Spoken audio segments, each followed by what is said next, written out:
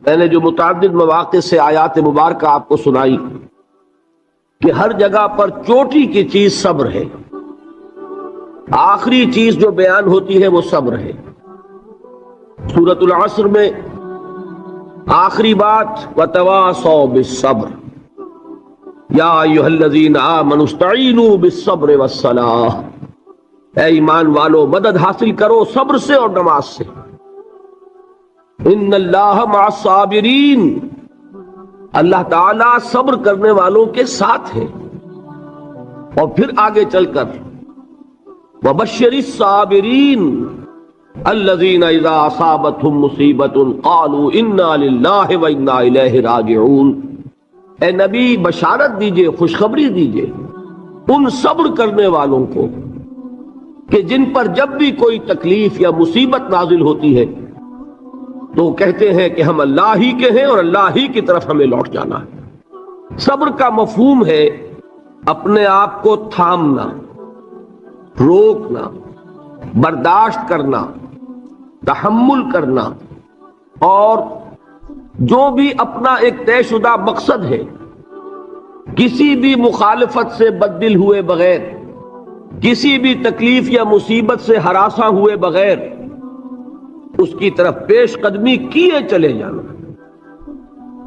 بڑی سخت سردی پڑ رہی ہے، فجر کا وقت ہے، گرم پانی کا اہتمام نہیں ہے، اب اس وقت فجر کی نماز کے لیے اٹھنا، ٹھنڈا پانی اگر ہے تو وضو تو کرنا ہوگا، اس ٹھنڈے پانی سے وضو کرنا، اس وقت لحاف سے نکلنا ہی بہت مشکل، ٹھنڈے پانی سے وضو کرنا اور مصیبت۔ یہ جب تک انسان میں صبر کا مادہ نہ ہوگا ممکن ہی نہیں۔ اس کو کہیں گے صبر علی الطاعہ، اطاعت پر صبر کرنا۔ ناگواری محسوس ہو رہی ہے لیکن اس ناگواری کو برداشت کرتے ہوئے انسان اللہ کے حکم کے اوپر جمع رہے، اللہ کے حکم پر عمل کرے۔ یہ کیا ہے؟ یہ صبر ہے۔ اگر یہ صبر نہیں ہے تو ظاہر بات ہے کہ انسان اللہ کے اس حکم پر عمل نہیں کر سکے گا۔ صبر کا مادہ نہیں ہوگا تو آپ کام نہیں کر سکیں گے۔ اور اسی کا ایک دوسرا رخ ہے، جب آپ دعوت حق کے لیے کھڑے ہوں گے پہلا قدم کیا آتا ہے؟ استہزاء، تمسخر، مذاق اڑانا، جس کی میں مثال اب دینا چاہتا ہوں محمد الرسول اللہ صلی اللہ علیہ وسلم کی شخصیت سے۔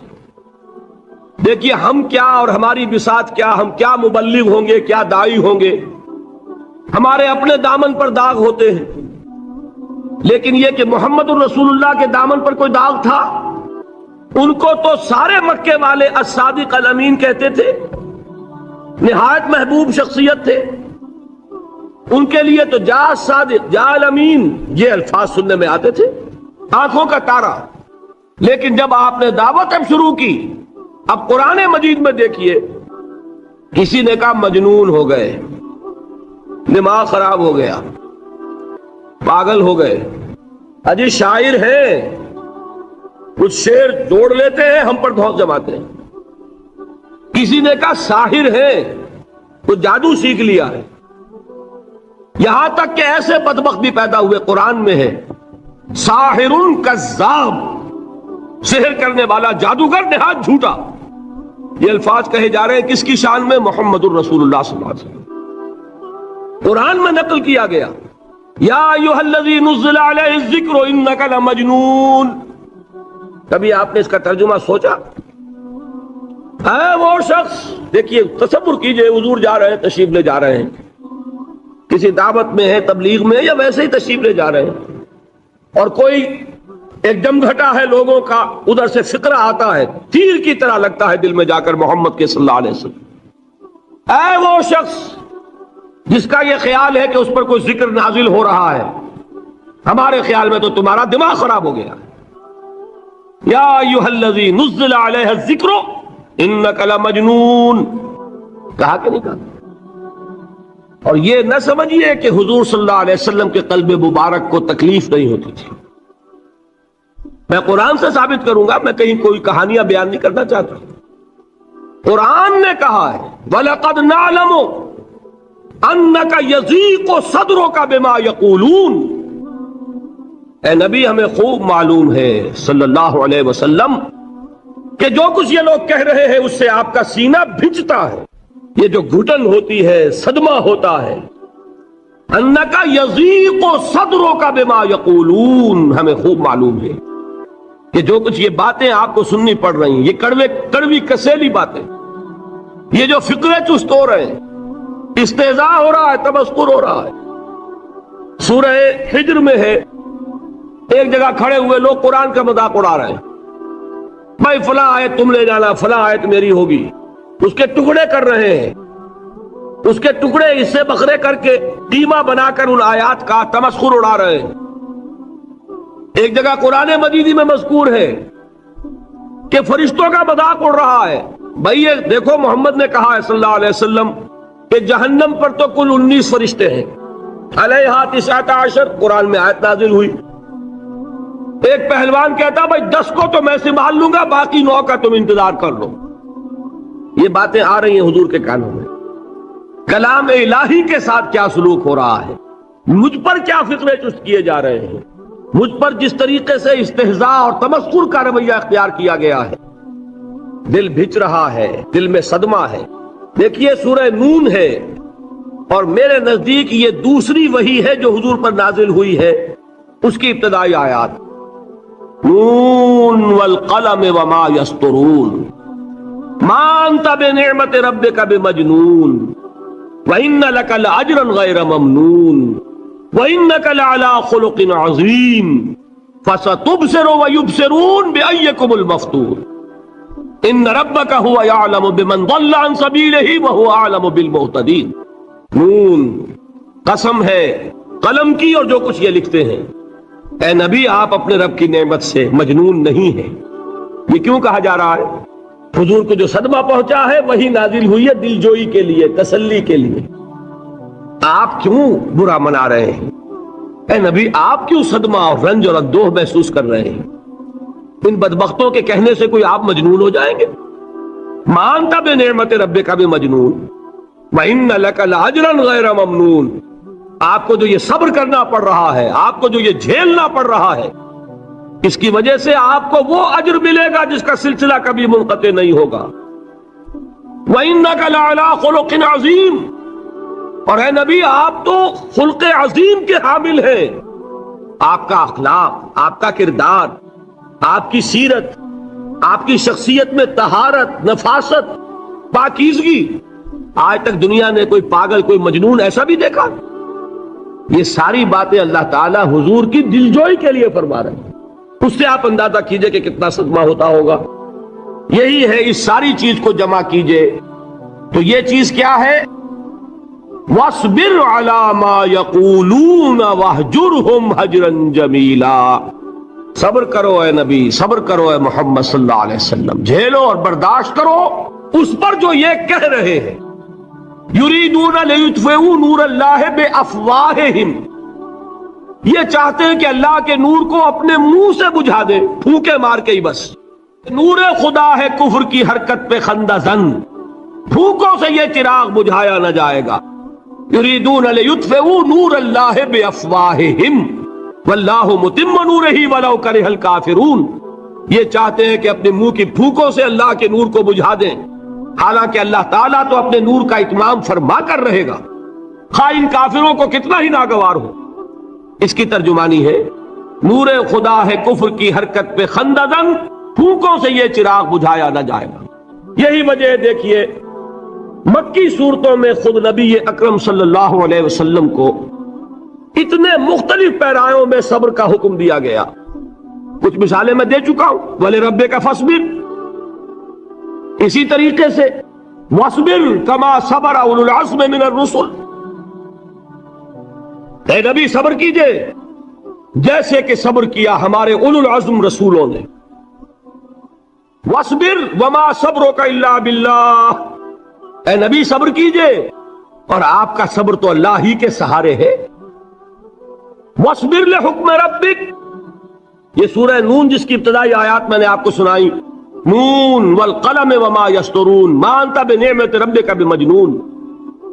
اس کا اختتام کیا ہوتا ہے؟ وَاصْبِرْ لِحُكْمِ رَبِّكَ وَلَا تَكُنْ كَصَاحِبِ الْحُوتِ إِذْ نَادَىٰ وَهُوَ مَكْظُومٌ. اے نبی صبر کیجئے اپنے رب کے فیصلے کا، انتظار کیجئے اور اس مچھلی والے کے مانند نہ ہو جائیے۔ مچھلی والا کون؟ حضرت یونس علیہ الصلوۃ والسلام۔ مچھلی والے نے اپنے دینی حمیت اور غیرت جو تھی اس کی وجہ سے اللہ کے حکم کا انتظار نہیں کیا، اپنی قوم کو چھوڑ کر چل دی۔ نبی کا، رسول کا یہ معاملہ ہوتا ہے، جیسے کہ آپ کو معلوم ہے کوئی افسر ہے کسی حکومت کا، وہ اپنی پلیس آف ڈیوٹی کو نہیں چھوڑ سکتا، he must stick to his place of duty. بڑے افسرز کے لیے تو یہ بہت بہت اہم بات ہے۔ تو اے رسول، جہاں آپ کو ہم نے تعینات کیا ہے آپ وہاں سے ہل نہیں سکتے کہ ذرا مخالفت ہوئی، لوگوں نے فقرے چست کیے اور آپ کہیں اور چل دیے، دفع ہوئیے، یہ بات نہیں سننا چاہتے میں کسی اور کو سناؤں گا، ہو سکتا ہے نا؟ ہم تو کرتے ہیں نا یہ، اس لیے کہ ہمیں تو اللہ نے کہیں تعینات تو نہیں کیا نا۔ اگر ایک جگہ کے لوگ بات نہیں سنتے، چلو بھائی ہم کہیں اور جائیں گے، وہاں بات سنائیں گے۔ لیکن رسول کا معاملہ ہوتا ہے جو اس کی پلیس آف اپائنٹمنٹ ہے، he cannot leave his place without the express permission of اللہ سبحانہ و تعالی۔ آپ نے یہ سنا ہوگا، سیرت کی تقاریر میں پڑھا ہوگا کہ مدینے کی طرف ہجرت کی اجازت حضور نے تمام صحابہ کو دے دی، خود منتظر رہے جب تک کہ اللہ کی طرف سے اجازت نہیں آ گئی۔ حضرت ابوبکر پوچھتے رہتے تھے حضور اجازت آ گئی کہ نہیں؟ نہیں ابھی نہیں آئی۔ حضور اذن آ گیا؟ نہیں آیا، ابھی نہیں آیا۔ حبشہ کی طرف سب کو بھیج دیا، اجازت دے دی جو جانا چاہے چلا جائے۔ حضور کی صاحبزادی جو حضرت عثمان کے نکاح میں تھی وہ بھی ہجرت کر رہی، لیکن حضور تو نہیں گئے۔ رسول نہیں چھوڑ سکتا اپنی جگہ کو، یہاں تک کہ تمام تقریباً صحابہ چلے گئے، حضور رہ گئے، حضرت ابوبکر رہ گئے، حضرت علی رہ گئے، اور حضرت ابوبکر پوچھ رہے ہیں بار بار اجازت آئی یا نہیں؟ نہیں ابھی نہیں آئی۔ حضرت عائشہ نے واقعہ بیان کیا کہ ایک روز اچانک دوپہر کے وقت ہم نے دیکھا کہ حضور نے اپنے پورے جسم کو ڈھانپا ہوا ہے، چہرے کو بھی کپڑے میں ڈھانکا ہوا ہے اور تشریف لا رہے ہیں۔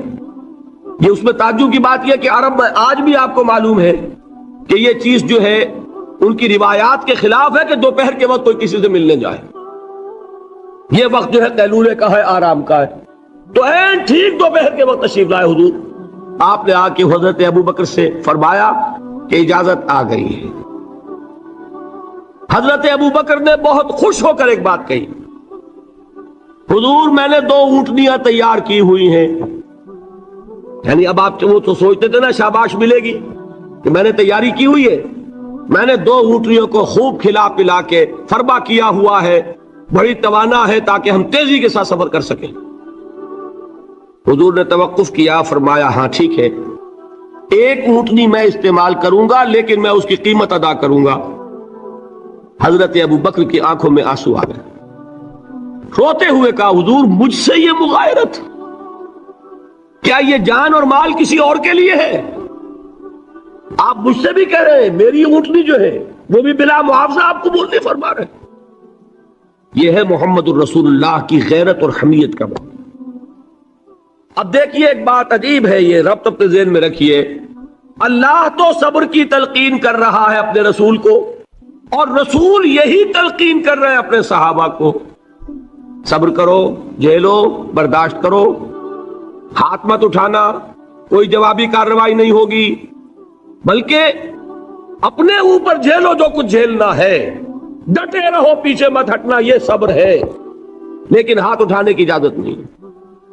چنانچہ اب ذرا چشمے تصور سے دیکھیے، ابو جہل اس نے جو بدترین روش اختیار کی، وہ ایک خاندان تھا حضرت یاسر، ان کی اہلیہ حضرت سمیہ، اور ان کے فرزند حضرت عمار رضی اللہ تعالی عنہم۔ یہ غلام نہیں تھے، حضرت سمیہ تو کنیز تھیں لیکن یاسر غلام نہیں تھے۔ ان کی کہانی یہ ہے، واقعہ یہ ہے کہ یہ بہت نیک آدمی تھے یاسر، یمن کے باشندے۔ انہیں کو خواب میں بشارت ہوئی کہ نبی کا ظہور ہونے والا ہے مکے میں، جاؤ شاید ان کے قدموں تک پہنچ جاؤ۔ یہ یمن سے ترک وطن کر کے مکے آ گئے۔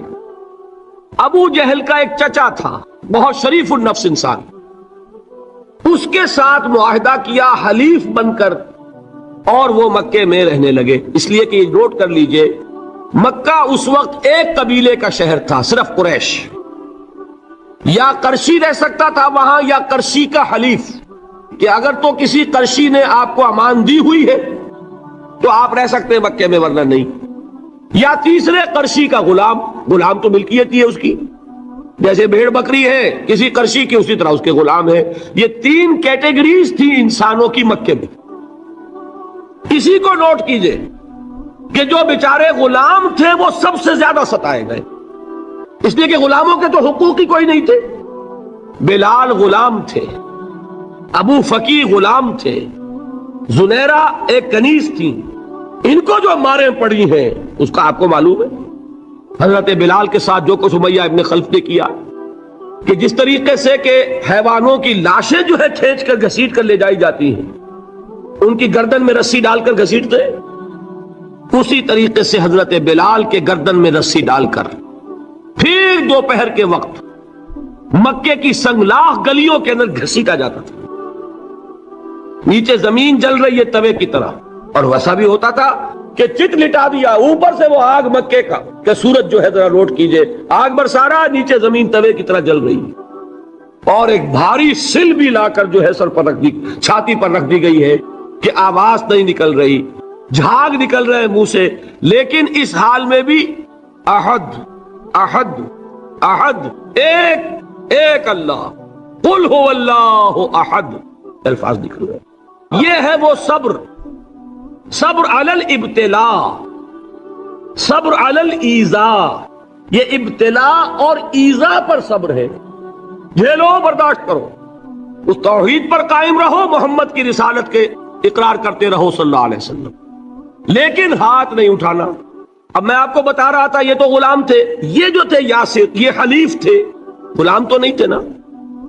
البتہ وہ ابو جہل کے چچا کی کنیز تھی یہ سمیہ, انہوں نے اجازت لے کر ان سے نکاح کر لیا, یہ تو کنیز رہیں گی. بیٹا جو ہوا وہ بھی ایک طرح سے. Like and subscribe for more videos.